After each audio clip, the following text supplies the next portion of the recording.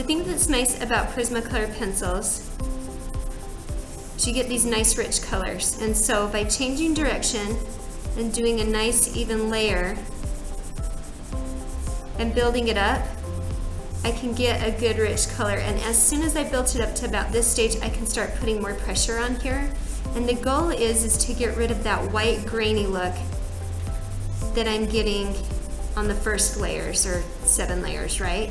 You don't want it to look like crayon. And so I can really start putting a lot of pressure down in this area, which would be my core shadow.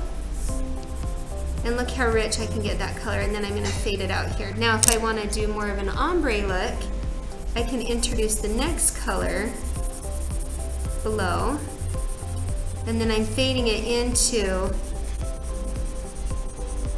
my first color, right, which was that blue-violet.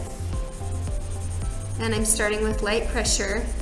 And this goes fairly quick. I mean, it's a good size area that I'm coloring in here. And notice that my strokes aren't huge because I don't want to have a big scribbly effect. And now I'm really just lightly layering almost up to the top. I stop about here, okay, so that the two colors are blending. Constantly changing direction. I started with a really sharp tip. Now look how far down I've gone, not bad. Now I'm going to fade this a little bit here because I didn't. And I'm going to add in my lightest color.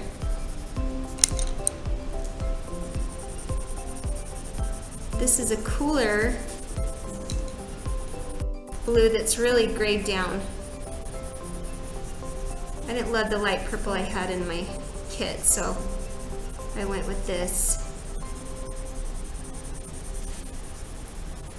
You can also layer with white. It doesn't lighten it up like you would think as much as you'd think, but it works really good.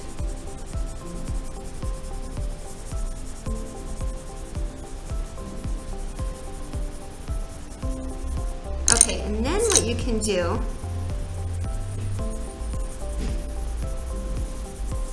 this would fill that pretty nice. Okay, this is your ombre.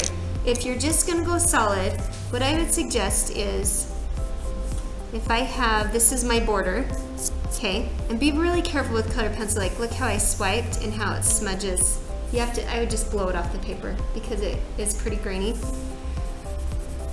I would outline, but not too heavy, and make sure your tip's really sharpened. And I would lightly see how I'm building up the edge, because I don't want to get this where I'm coloring and it goes outside the line.